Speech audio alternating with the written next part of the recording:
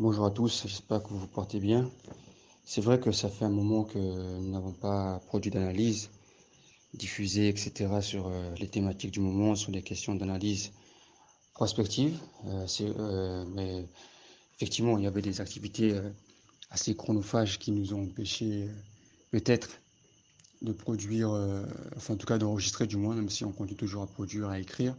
Mais pour enregistrer, c'était un peu difficile. Mais en vérité, au-delà même des questions d'activité chronophage, avant de revenir justement avec des audios comme maintenant, j'attendais d'atteindre ce qu'on appelle en thermodynamique le point critique. Le point critique de quoi? Le point critique de ce régime, d'un régime en tout cas, qui pense que le pouvoir c'est une sinécure. Et donc, à mon avis, je pense que euh, nous avons déjà atteint ce point critique thermodynamique, ou du moins qu'on est très proche de ce point critique-là. Donc, du coup, les conditions sont réunies pour produire une analyse prospective pour savoir ce qui va se passer dans les 30, 35 ou 40, 45 jours à venir. Pourquoi est-ce que je voulais attendre d'atteindre ce point critique-là? C'est parce que justement, quand on atteint ce point critique-là, euh, il n'y a pas de possibilité de retour. Et surtout, quand on a atteint ce point critique-là, il n'y a plus de possibilité, en fait, il n'y a plus d'échappatoire.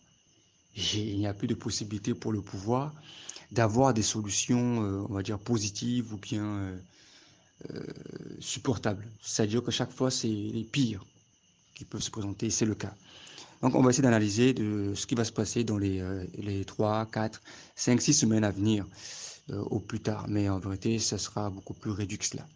Alors, vous savez, la méthodologie est toujours la même, hein. On ne change pas une méthodologie qui marche bien et qui fonctionne.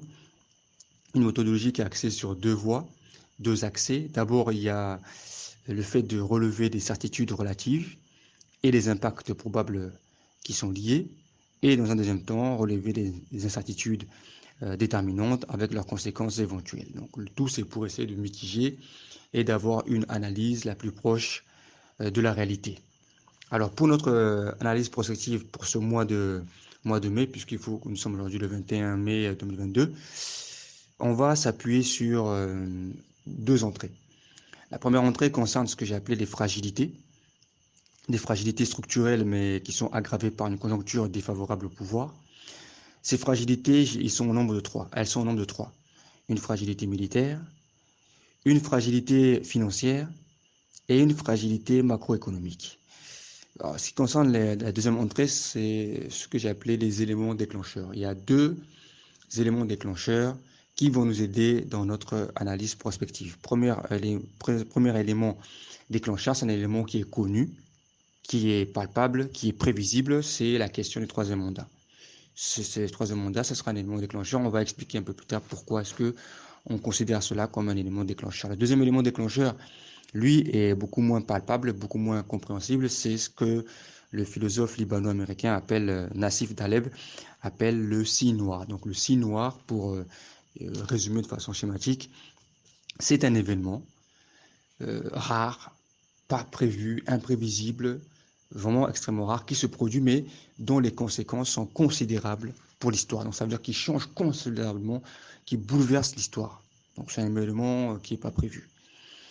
Donc voilà, trois fragilités, deux éléments déclencheurs. Alors on va commencer directement pour ne pas perdre du temps, mettre le pied dans le plat, en commençant par les fragilités, notamment la première des fragilités qui est la fragilité militaire. On le sait, depuis février-mars 2021, la force de ce régime de Bangui, c'est le one-on-one. Donc, c'est-à-dire renforcer les capacités militaires, notamment en faisant venir plus de 2000 voire 3000 Wagner du fin fond du Caucase, de la Syrie et de la Libye, pour renforcer les capacités militaires, et avec un soutien évidemment aussi de mercenaires rwandais.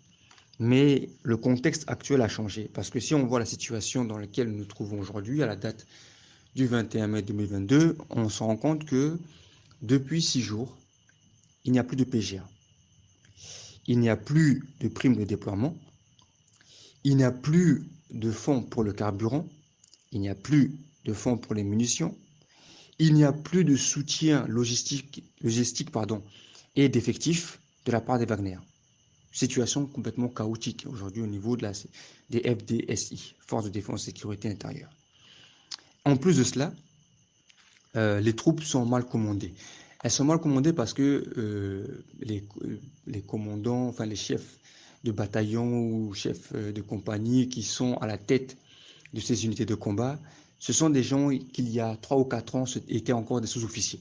Des gens qui n'ont pas eu suffisamment d'expérience dans la catégorie officier subalterne ou officier supérieur. Donc, en phase 2, il y a des gens qui ont passé 10, 15, voire même 20 ans en tant que chef d'unité, commandant de bataillon, commandant de compagnie, et qui ont suffisamment de bouteilles et d'expérience au niveau du feu à opposer à ces jeunes officiers qui ont été promus à la va-vite, à la sauvette au sein de nos FACA. Voilà la situation dans laquelle nous nous trouvons aujourd'hui, complètement à l'opposé de ce qu'on a pu voir il y a un an de cela. Et la conséquence de cela, c'est que la coalition des patriotes s'en est rendu compte.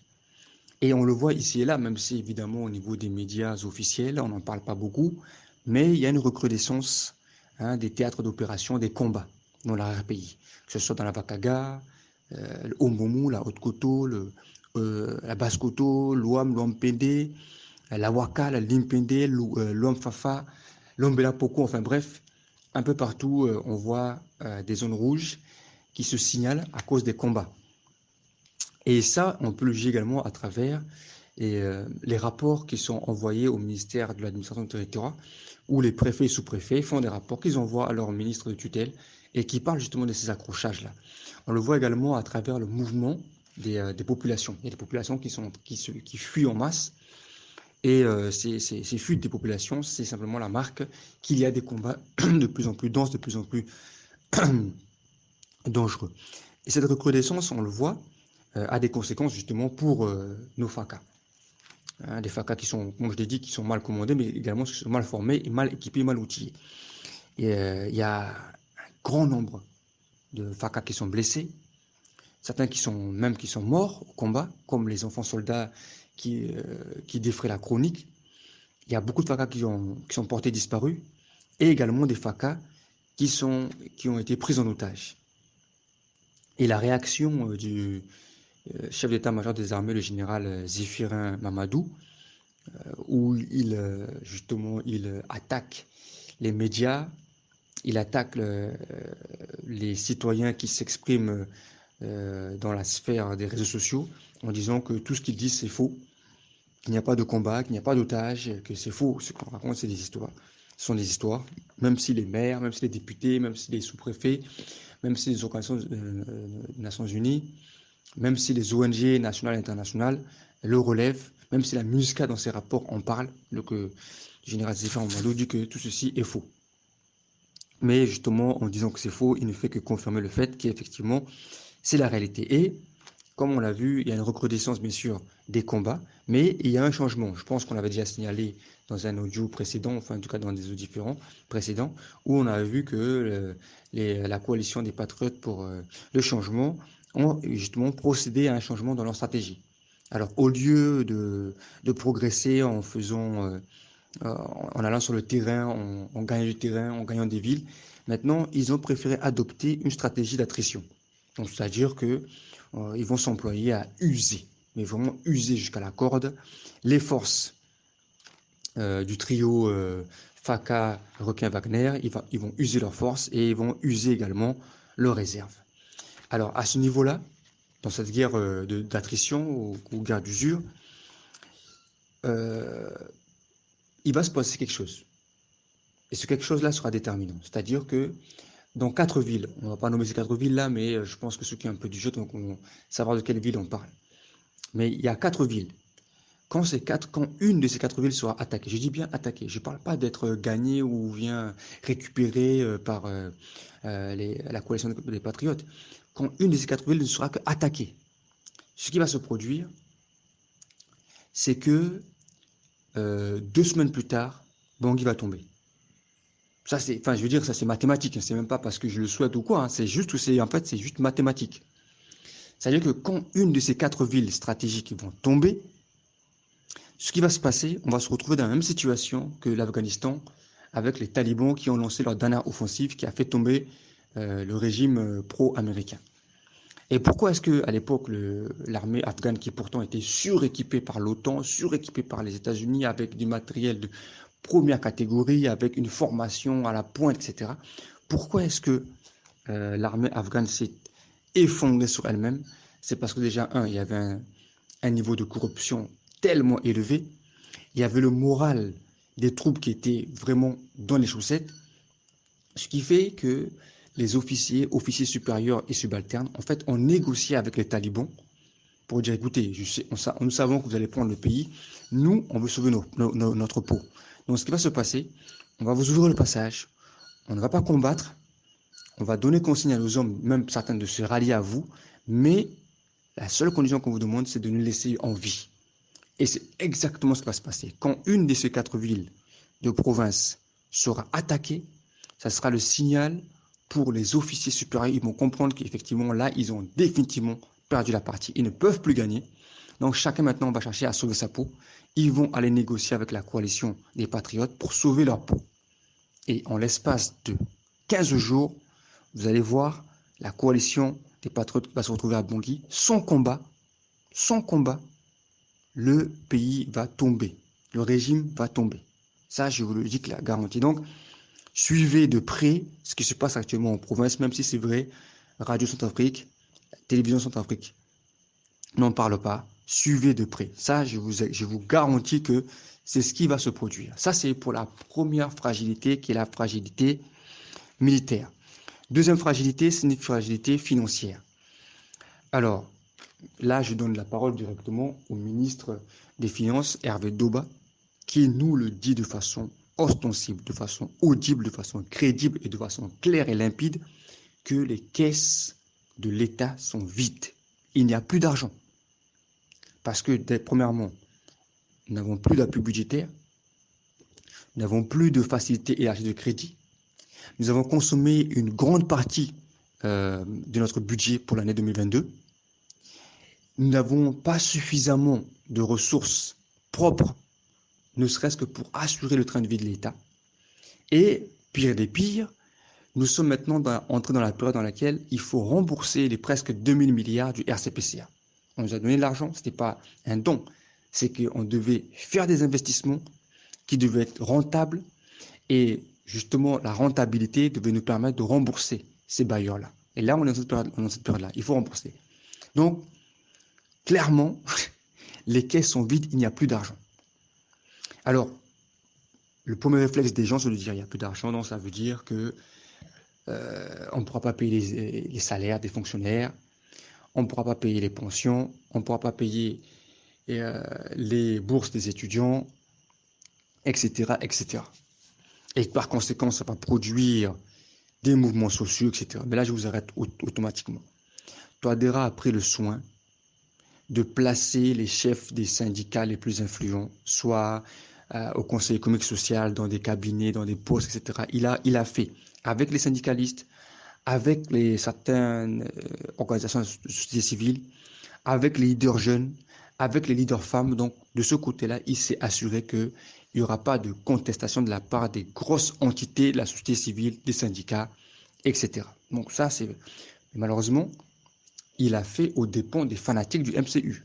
Parce que le MCU, c'est un parti politique qui fonctionne à la corruption, à l'argent. On est MCU non pas parce qu'on a une conviction dans le MCU, on est MCU parce qu'on a de l'argent. On donne de l'argent pour manifester, on donne de l'argent pour se déplacer, on donne de l'argent pour applaudir. Or, l'argent qu'il y avait, au lieu de le donner aux fanatiques, il a donné justement à ces entités-là parce qu'il avait tellement peur que ces entités-là puissent mobiliser, que les syndicats, que les jeunes, que les femmes puissent mobiliser. Donc, il a fait aux dépens du MCU maintenant, il y a la frustration. D'ailleurs, vous avez vu, quand Sarandi, qui est le secrétaire exécutif du MCU, a donné une consigne ferme en sa qualité de PAN et de secrétaire exécutif, il a dit on se mobilise, nous, les militants du MCU, pour aller recevoir, accueillir le chef de l'État après sa tournée triomphale de 2 semaines en Corée du Sud, à Dubaï et à Bruxelles. Pas une seule section du MCU à Bangui ne s'est déplacée. Pas une seule banderole du MCU 3e arrondissement, MCU 4e arrondissement, MCU 5e arrondissement, rien. Au point qu'ils ont été obligés d'aller chercher des enfants à l'école, des petits enfants de 10 ans, 11 ans, 12 ans. Ils les ont laissés sous le soleil depuis 10 heures pour revenir accueillir le chef d'État parce qu'il n'y a pas d'argent pour mobiliser les adhérents, les membres, les sympathisants du MCU. Donc, l'argent qui était à l'époque destiné à la mobilisation des fanatiques du MCU a été utilisé pour acheter la paix civile, mais malheureusement, il a créé un chaos dans son propre camp. Donc, il n'y a plus d'argent. Le chef de l'État a essayé de contourner en faisant venir cette histoire de crypto-monnaie, Bitcoin. La raison pourquoi il a fait cela, c'est parce qu'aujourd'hui, il a comme on dit, excusez-moi l'expression, il a le feu aux fesses. Il a des dettes qu'il a contractées auprès de la mafia qui sont les Wagner. Il ne peut pas les payer. Donc, comme il ne peut pas les payer, il veut passer par la crypto-monnaie qui n'est pas contrôlée, passer par le dark web, donc qui est l'internet des criminels, cet internet où il n'y a pas de possibilité d'être tracé, pour récupérer de l'argent et pouvoir payer la dette aux Wagner. Parce que les Wagner, c'est des mafieux, et les mafieux ne respectent rien d'autre que l'argent. Vous avez beau être chef de l'État, député ou quoi, si vous ne respectez pas le contrat, on vous liquide. Donc actuellement, Touadéra a peur pour sa vie. Aux États-Unis, le président Kennedy avait été liquidé par la mafia. Donc Touadéra aussi peut être liquidé par la mafia russe de Saint-Pétersbourg qu'on appelle Wagner. Donc c'est pour ça qu'il a ouvert la boîte de Pandore qui est la crypto-monnaie. Mais là aussi, c'est une fuite en avant puisque la CEMAC en tout cas les institutions financières de la CEMAC, notamment la commission bancaire d'Afrique centrale, la COBAC, qui est le gendarme des opérations bancaires de la sous-région, ainsi que la BEAC, donc la Banque des États d'Afrique centrale, ont réagi vigoureusement en disant qu'il est hors de question, que le Bitcoin ait cours légal en Centrafrique, puisque la monnaie de la RCA, c'est la monnaie de l'Union monétaire d'Afrique centrale, l'UMAC. Et donc, la Centrafrique ne peut pas prendre une décision unilatérale concernant la question de la circulation de la monnaie, puisque c'est le privilège exclusif de la BEAC, à travers l'article 21 de la Convention qui régit l'Union monétaire d'Afrique centrale. Donc, la COBAC, la BEAC sont inflexibles par rapport à cette question de la crypto-monnaie. Donc, Touadéra ne peut pas faire venir de l'argent sale, enfin, en tout cas, il est difficile de faire venir de l'argent sale pour payer les Wagner qui sont en train de lui mettre une pression d'enfer. Alors, face à cette situation d'inflexibilité de la BEAC et de la COBAC, Touadéra a deux possibilités. Première possibilité, il peut se dire, bon, là, je vais faire marche arrière. Parce que, apparemment, la pression est trop forte, je fais marche arrière. Ou alors, je fais marche arrière et puis je vais essayer de négocier avec l'Union européenne, les IFI, donc Institutions financières internationales, la Banque mondiale, BAD, etc., FMI, pour essayer de trouver un petit peu de liquidité pour donner ça au Wagner. Mais malheureusement pour lui, même ça va demander beaucoup de temps, c'est impossible. Donc il se dit non, je ne peux pas faire marche arrière. Et en plus, faire marche arrière, ça veut dire c'est donner raison un peu à l'opposition démocratique. C'est une défaite pour lui. C'est pas possible. Il ne peut pas accepter cela. Donc, il va s'entêter. Il va maintenir la question de la crypto-monnaie. Il ne va pas abroger cette loi-là. En tout cas, il ne va pas faire abroger cette loi-là. Il va s'entêter. Mais s'il s'entête, ce qu'il oublie, c'est que la COBAC, la BEAC, dispose d'outils de répression financière contre la RCA. Par exemple, même sans aller jusqu'à l'exclusion de la RCA de la zone franc CFA, on peut détacher, par exemple, les banques commerciales centrafricaines du marché bancaire de la sous-région. Donc, plus aucune banque RCA ne pourra travailler, ne pourra ni vendre, ni acheter, ni échanger, ni faire rien, quoi que ce soit dans la sous-région. Une catastrophe totale, effondrement de l'économie centrafricaine. Ils pourront le faire d'autant plus facilement que la RCA pèse moins de 2% dans l'économie de la CEMAC. Et ils le feront encore plus facilement que les 5 autres pays de la CEMAC sont des pays pétroliers. Ce sont des pays dont les devises proviennent essentiellement des hydrocarbures. Et on le sait, il y a un peu moins de 10 ans, il y a eu une crise du pétrole, chute du baril, a fait que certains des pays de la zone CEMAC ont perdu jusqu'à 70 voire 80% de leurs réserves en dollars et en euros. Et ils sont en train de remonter la pente petit à petit et ils ne sont pas prêts d'accepter que la RCA, petit État économique qui fait moins de 2%, crée des conditions d'une crise systémique qui va bouleverser toute leur économie. Donc, mieux vaut isoler ce pays-là, qui pèse que 2%, plutôt que de prendre le risque de le laisser faire venir son argent sale à travers les bitcoins et autres crypto-monnaies qui vont déstabiliser l'économie de la sous-région alors qu'on avait déjà été déstabilisé à cause de la chute du dollar, du baril du pétrole. Donc, deuxième fragilité qui va vraiment peser lourd, et je le dis, si Toadera s'entête et que la BEAC et la COBAC soient inflexibles, il y aura un effondrement de l'économie. Parce que si la banque ne peut pas travailler, tous les opérateurs économiques ne pourront pas travailler. Donc ça veut dire qu'aujourd'hui, Toadera se met à dos tous les opérateurs économiques et qui dès lors comprendront que Toadera est le problème.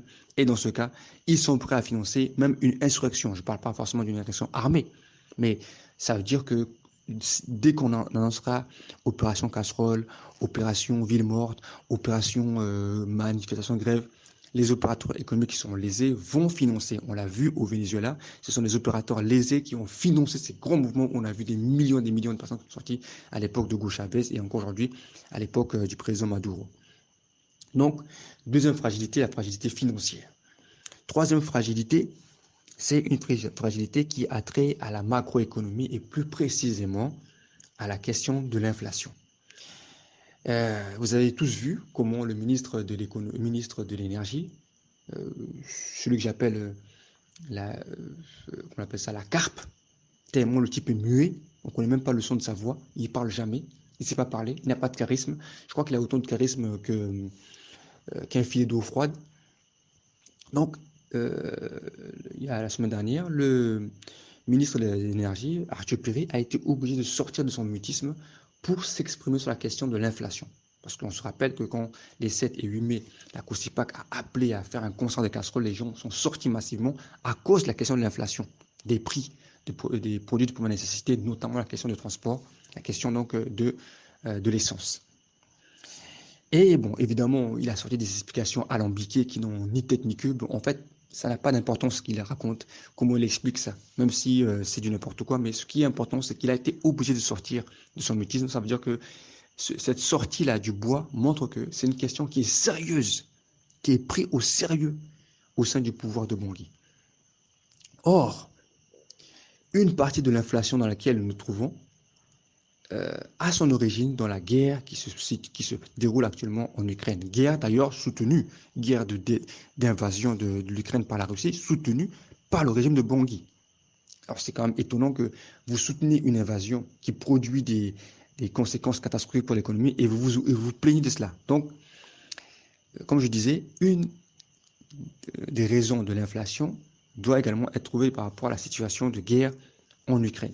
Et je peux vous dire qu'aujourd'hui, les plus grands spécialistes, en tout cas les plus avisés, disent que le pétrole peut monter jusqu'à 200 dollars le baril. Ça veut dire que l'inflation va continuer. L'augmentation des prix va continuer.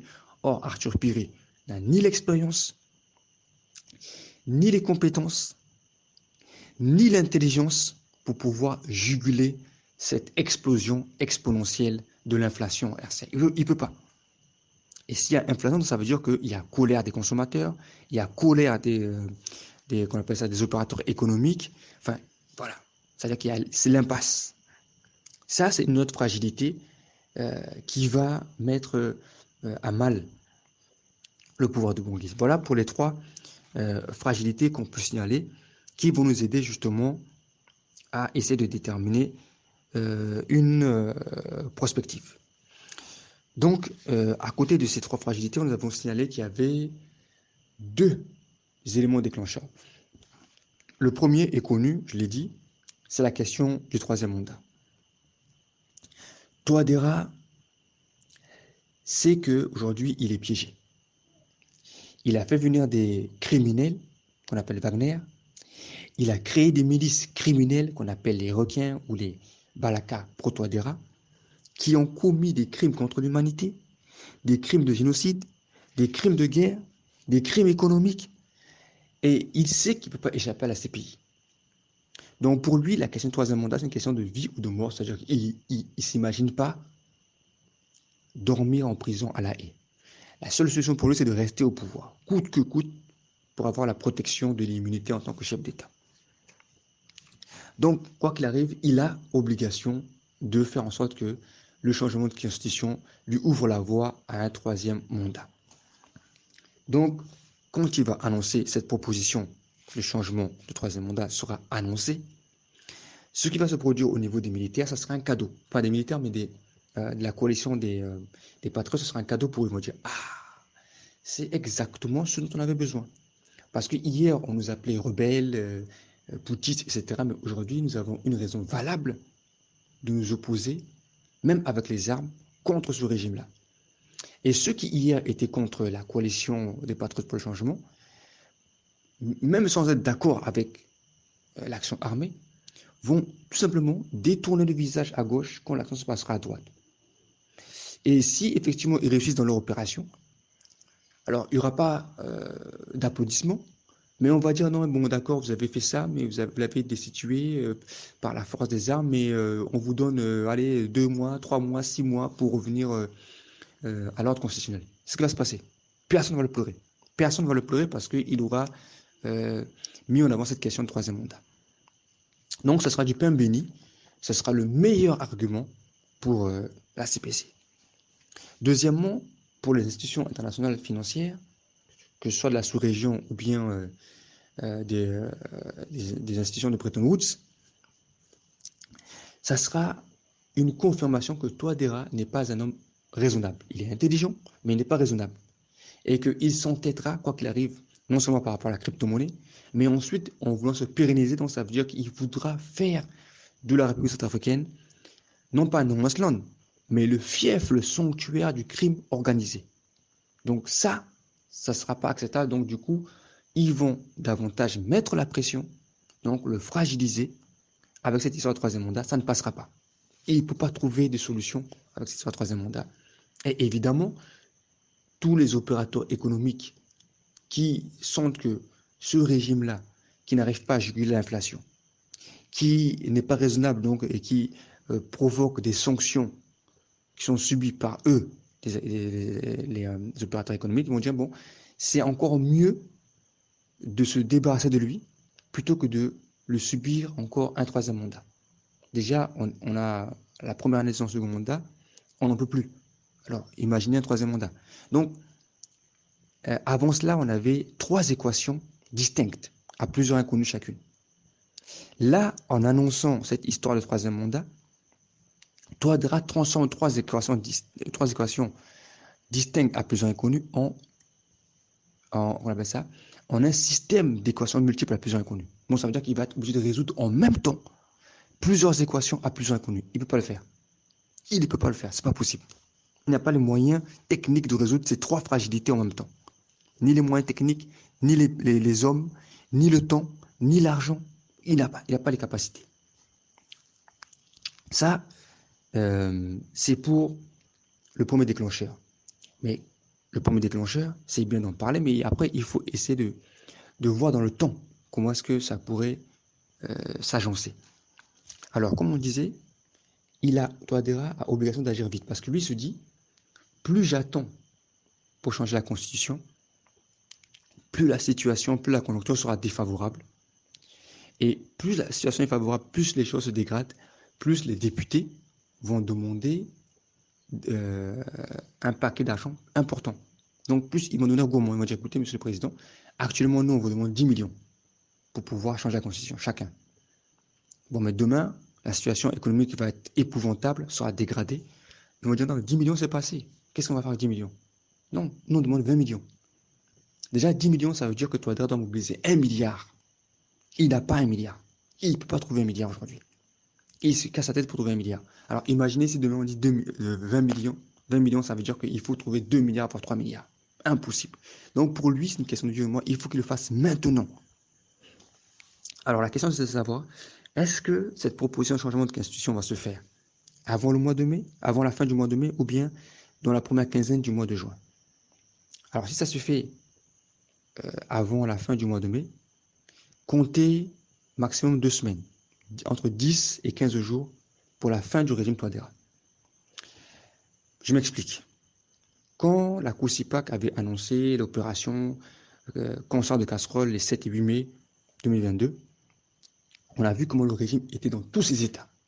Mobiliser les FACA, les gendarmes, les policiers, les requins, les ceci, tout ça, les Kousimati, les Douneng, tous ces gens-là ont été mobilisés pour faire front à ces concerts de casserole. Ils ont dû mobiliser pour l'essence, le carburant, tous ces gens, les PGA, etc., environ 50 millions.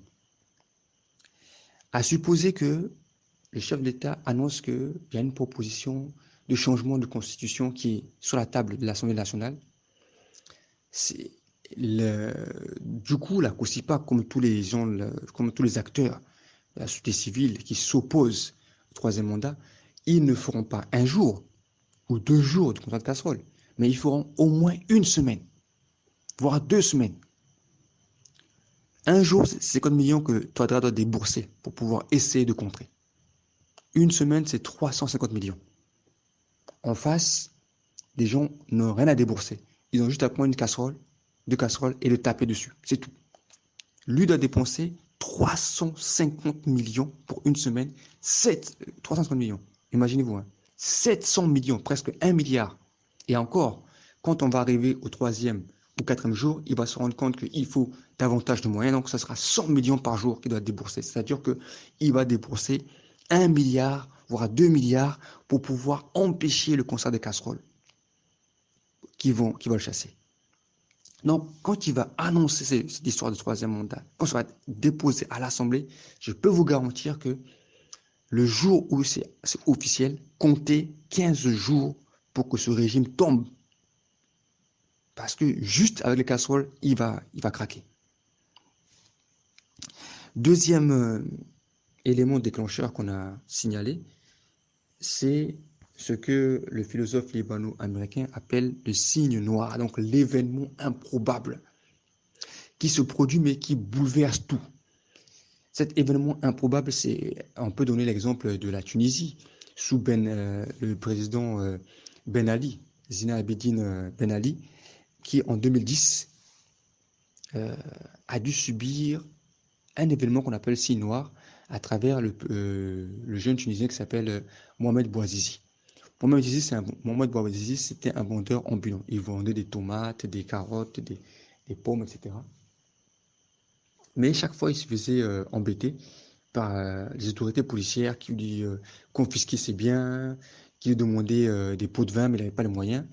Et puis un jour, il n'a pas supporté non seulement qu'on confisque ses biens, qu'on lui demande de l'argent, mais en plus qu'il se fasse gifler.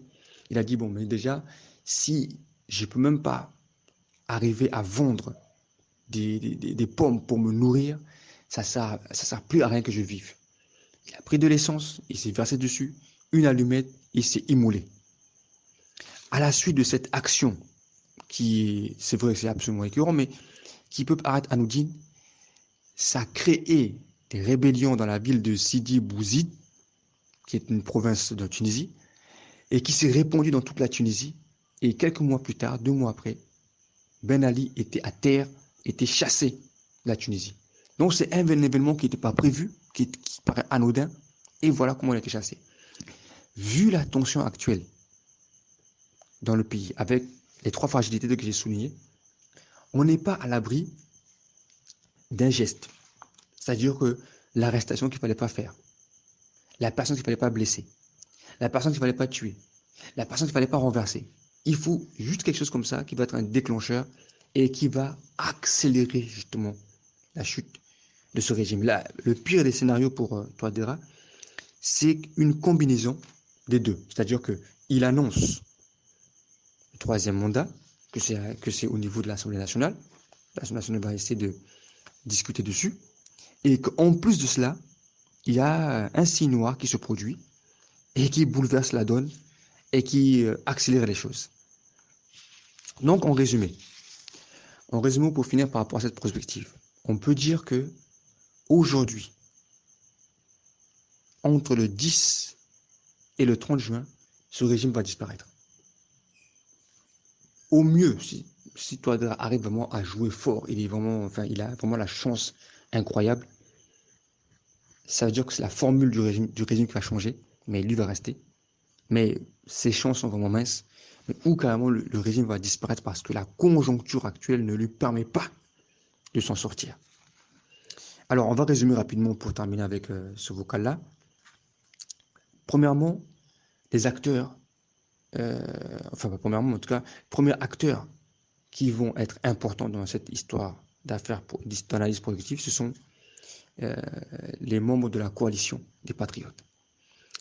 Comme on l'a dit, ils ont pris des armes en octobre, enfin ils avaient commencé en octobre 2020 à demander au pouvoir de mettre en place un dialogue politique inclusif avant d'aller aux élections.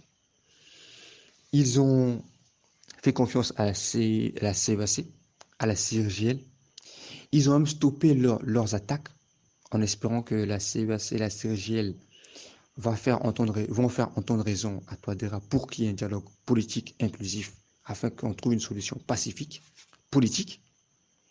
Mais comme Touadéra s'est entêté et qu'il a fait le dialogue qu'il voulait faire sans les opposants, sans l'opposition armée, donc aujourd'hui, la coalition des patriotes n'a plus rien à attendre de Touadéra. Pour eux, aujourd'hui, la seule solution, il n'a pas 45 000, il n'y a qu'une seule solution, c'est militaire. Et comme en plus, Touadéra est en position de faiblesse, parce que l'armée n'a plus de PJA, l'armée n'a plus de soldes, l'armée n'a plus de munitions, l'armée n'est pas bien commandée, l'armée n'a plus de carburant, enfin tout ça, ils sont en position de force. La stratégie d'attrition fonctionne, donc ils vont mettre le paquet, ils vont appuyer sur l'accélérateur. Quand ils vont appuyer sur l'accélérateur, le chef de l'État aura deux alternatives. La première alternative, c'est de dire, moi, je veux réactiver le one à one.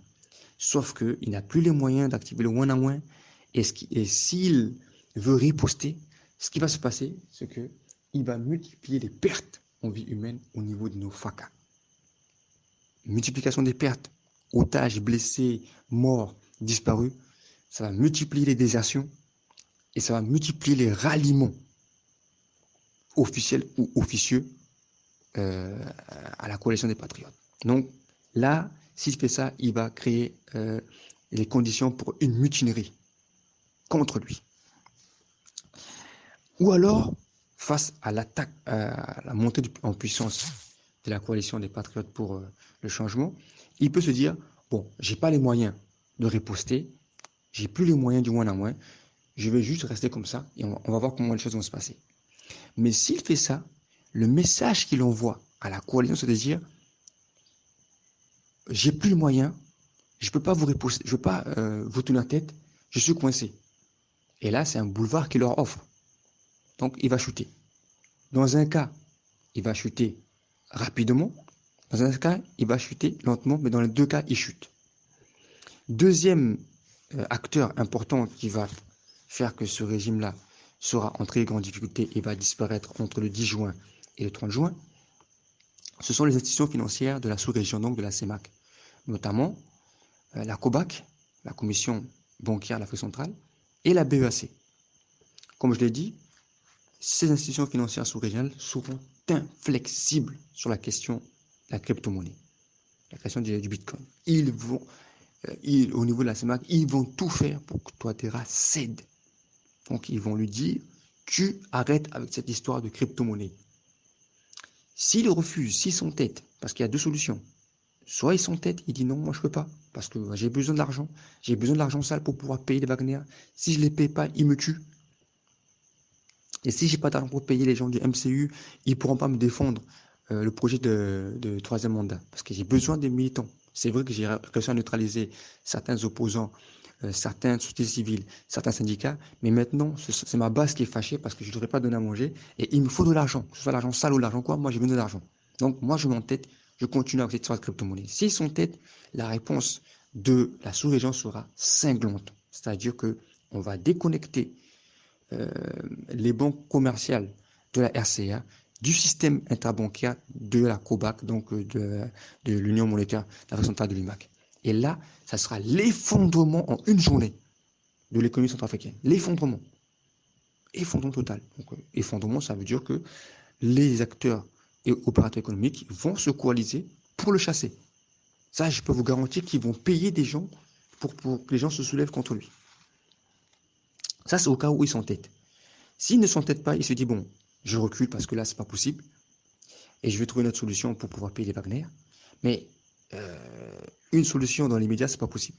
Parce que déjà, les institutions financières internationales lui demandent de justifier l'argent qu'il a utilisé. Comment il a dépensé ces 2000 milliards du RCPCA? Il faut qu'il justifie. Il ne peut pas. Les facilités de crédit qu'on lui a données, il faut qu'il justifie. Il ne peut pas. Donc, il faut encore des négociations. Et les Wagner n'ont pas le temps des négociations. Donc, dans un cas, s'ils s'entêtent, l'effondrement de l'économie, on va le chasser par la force de la rue, financé par les opérateurs économiques.